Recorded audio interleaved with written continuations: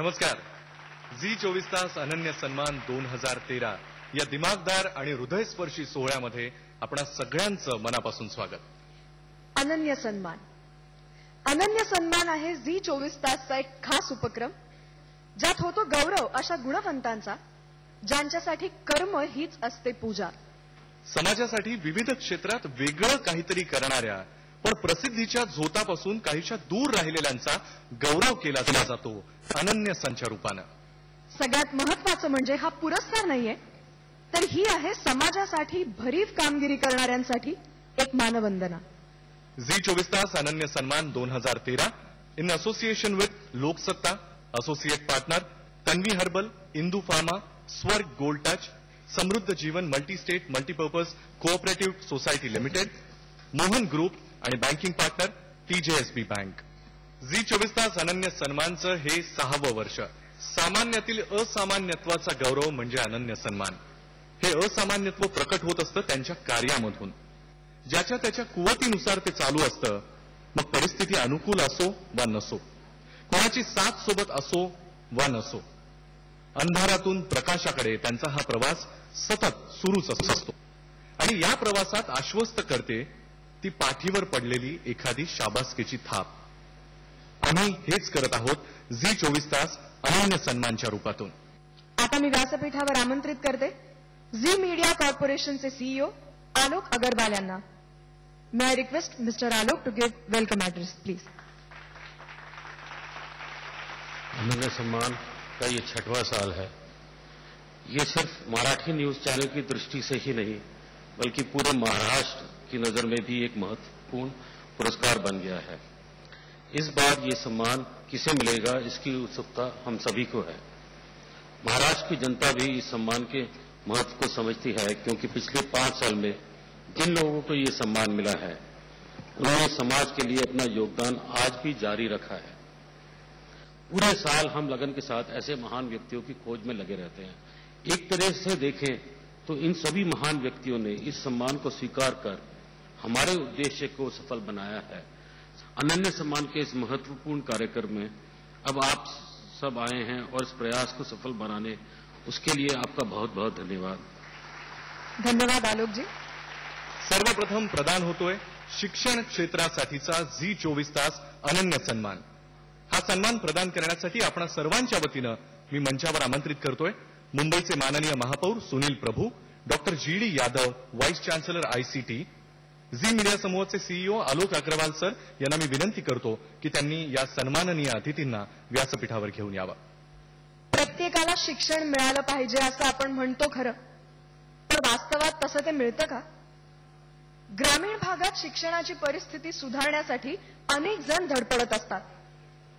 अनेकांच्या आयुष्यात ज्ञानाचा प्रकाश पसरवणाऱ्या वाशिमच्या हिरामण इंगोले यांचा गौरव होतोय झी 24 तास अनन्य सन्मानच्या रूपानं. मी आमंत्रित करते श्रीयुत हिरामण इंगोले यांना. त्यांनी कृपया व्यासपीठावर यावं. हिरामण इंगोले यांचं जोरदार टाळ्यांनी आपण स्वागत करूयात.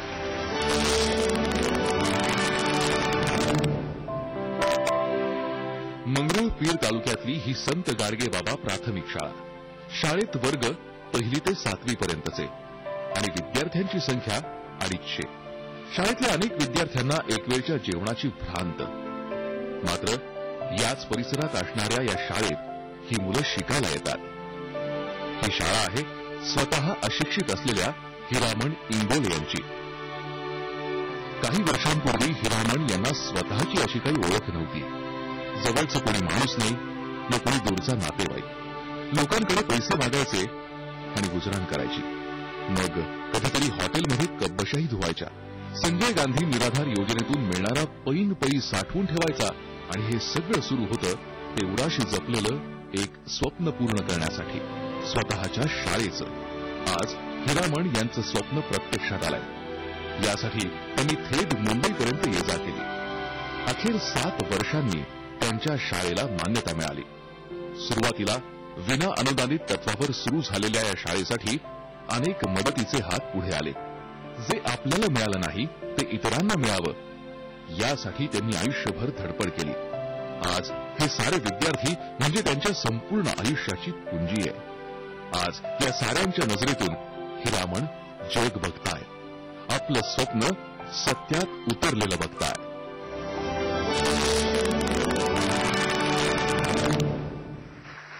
श्रीयुत हिरामण इंगोले, वाशिम. तुम्ही उघडली कवाड ज्ञानाची. मंगरुळ पीर सारख्या दूरवरच्या गावात तुम्ही फुलवली बाग अक्षरांची. स्वतः अक्षरशत्रू असूनही तुम्ही उजळवलेत ज्ञानमार्गावर प्रकाशाचे दीप. अशीच वाटचाल करण्यासाठी झी 24 तास अनन्य सन्मानद्वारे तुमचा गौरव करताना आम्हाला अतिशय आनंद होतो आहे. मानपत्र आणि स्मृतिचिन्ह देऊन हिरामण इंगोले यांचा आपण सन्मान करतोय.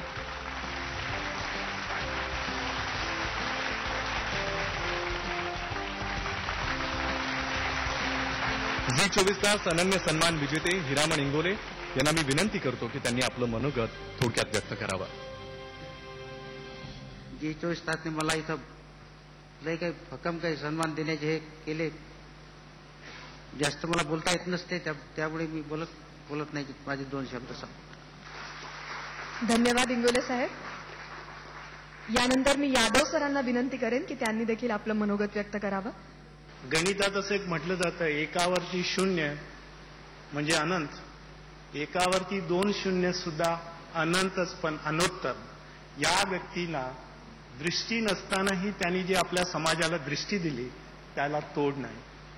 मी तर असं म्हणेन की आपल्या शासनाने अशा व्यक्तींचा खरोखर गौरव करायला हवे, कारण ही प्रेरणा आहे. धन्यवाद सर. आणि यानंतर महापौर श्रीयुत सुनील प्रभू यांनाही विनंती करते की त्यांनी आपलं मनोगत व्यक्त करावं. गेली 6 वर्ष 2008 पासून महाराष्ट्रामध्ये विविध क्षेत्रात काम करणाऱ्या अनन्यसाधारण अशा व्यक्तिमत्वाचा सत्कार या ठिकाणी करतोय. खऱ्या अर्थाने हा उपक्रम अत्यंत स्तुत्य आहे की प्रकाश होतच असणारी माणसं ज्यांचा सन्मान सतत सातत्याने होतो, परंतु समाजाच्या विविध घटकामध्ये आपल्याकडे असलेले गुण, ज्याचा उपयोग समाजासाठी करायचा आणि असं चांगलं काम समाजासाठी करायचं, अशी अनेक माणसं पडद्याआड असतात. त्यांना प्रकाश ज्योत जाणून त्यांचा सन्मान करणं म्हणजे खऱ्या अर्थाने नवीन पिढीला एक दीपस्तंभासारखा नवीन आदर्श झी 24 तासच्या वतीने अशा व्यक्तींकडून देण्याचा प्रयत्न हा संपूर्ण महाराष्ट्राला होतोय. अत्यंत स्तुत्य उपक्रम आहे. मी मुंबईच्या 1.25 कोटी जनतेच्या वतीने या सन्मान पुरस्काराला उपस्थित असलेल्या सगळ्यांना आणि सन्मानप्राप्त सगळ्या व्यक्तींना आणि झी 24 तासला मनापासून शुभेच्छा देतो. धन्यवाद. धन्यवाद सर. 2013 सालचा शौर्यासाठीचा अनन्य सन्मान प्रदान करण्यासाठी मी आमंत्रित करतोय सदानंद दाते, सहपोलीस आयुक्त कायदा आणि सुव्यवस्था आणि इंदू फार्मा प्रायव्हेट लिमिटेडचे सीएमडी डॉक्टर रामदास कुटे यांना. झी मीडियाचे भूषण खोत यांनी कृपया आपल्या अतिथींना घेऊन व्यासपीठावर यावा. एखाद्याचा जीव वाचवणं यासारखा जगात दुसरा आनंद नाही. आपला जीव धोक्यात घालून आयुष्याला कंटाळलेल्या जीवांना पुनर्जन्म देणाऱ्या अशाच एका अवलियाचा सत्कार करूया अनन्य सन्मान देऊन. अनन्य सन्मान स्वीकारण्यासाठी मी मंचावर आमंत्रित करतो श्री जगदीश खरे यांना. जोरदार टाळ्यांनी आपण त्यांचं स्वागत करूया.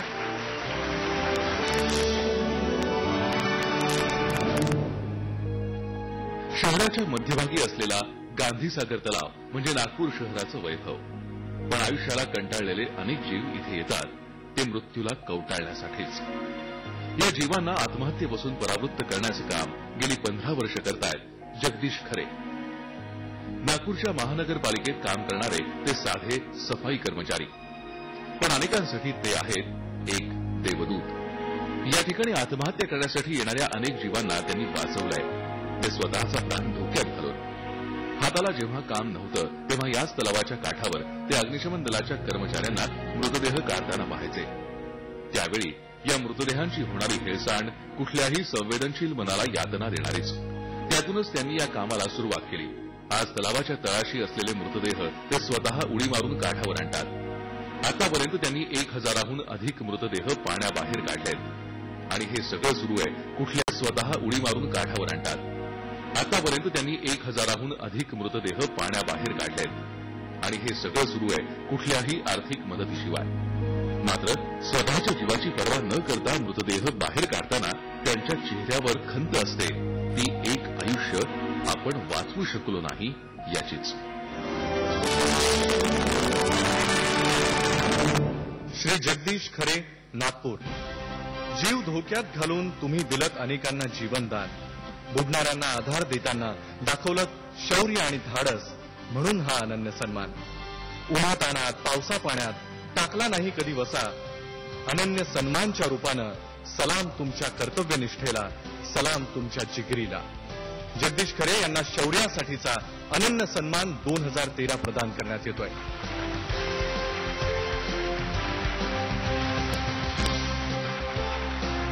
तसंच सन्मान चिन्ह देऊन जगदीश खरे यांचा सन्मान करावा. जगदीश खरे यांनी या प्रसंगी आपल्या भावना व्यक्त कराव्यात अशी मी त्यांना विनंती करते. मैं तीसरी नापास हूँ, अगर कुछ उल्टा सीधा निकल जाए तो माफ कर दूंगे, पढ़ना आता नहीं है बराबर. मैं जीटीवी समूह का शुक्रिया अदा करता हूँ कि मुझ जैसे इस व्यक्ति को यहाँ बुलाकर इस सम्मान के काबिल समझा. जय हिंद. आता मी विनंती करतो सदानंद दाते यांना. नमस्कार. श्री खरे यांचं काम आपल्या सगळ्यांना भीती, किळस, घृणा, स्वतःच्या जीवाची काळजी, पण याच्या पलीकडे जाऊन त्यांच्यामुळे अनेक कुटुंबांना दिलासा मिळाला आहे. आणि मला खात्री आहे की ही माहिती जेव्हा सगळ्यांपर्यंत पोहोचेल तेव्हा त्याहून कितीतरी लोकांना एक आशेचा किरण दिसेल. पुन्हा एकदा धन्यवाद या चांगल्या कार्यक्रमाचं आयोजन केल्याबद्दल. जय हिंद. यानंतर पर्यावरण क्षेत्रासाठीचा अनन्य सन्मान प्रदान करण्यासाठी मी आमंत्रित करते जलसंपदा मंत्री सुनील तटकरे, स्ट्रॅटेजिक फोरसाईट ग्रुपचे अध्यक्ष संदीप वासलेकर आणि TJSBचे चेअरमन विद्याधर वैशंपायन यांना. झी मीडियाचे बिझनेस हेड भूषण खोत यांनी कृपया आपल्या अतिथींना सोबत घेऊन व्यासपीठावर यावं. दुष्काळ ही शेतकऱ्यांसाठी मोठी नैसर्गिक आपत्ती असली तरी अनेकांसाठी ती संधीही असते. संधी असते आपलं कर्तृत्व सिद्ध करण्याची, नवीन काहीतरी घडवण्याची. दुष्काळग्रस्त शेतकऱ्यांच्या डोळ्यातली आसवं टिपून पाण्याचं थेंबे थेंबे तळ साचवणाऱ्या एका भगीरथाचा आपण गौरव करतोय अनन्य सन्मान देऊन. संपतराव पवार यांना मी मंचावर याची विनंती करतो.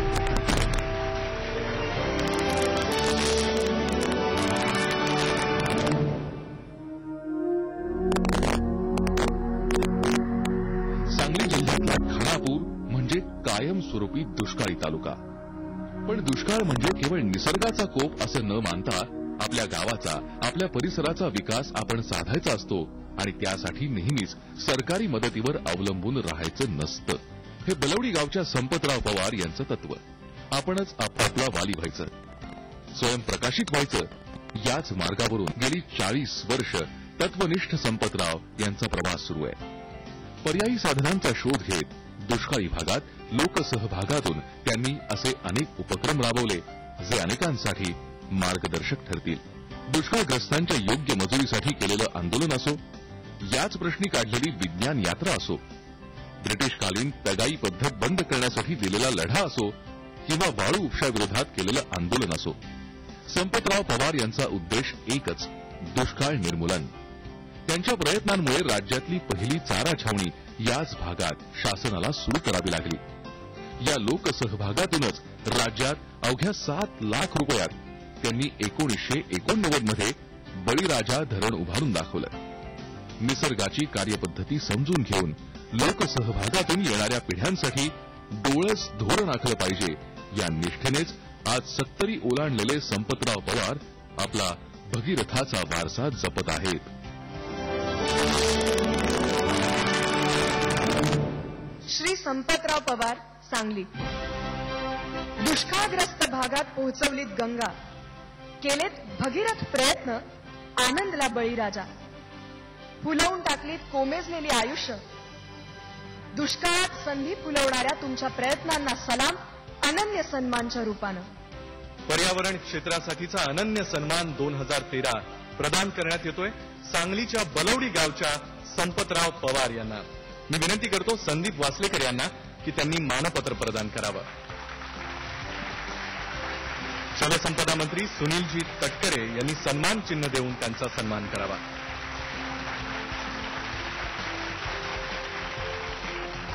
संपतराव पवार यांनी आपलं मनोगत व्यक्त करावं अशी मी त्यांना विनंती करते.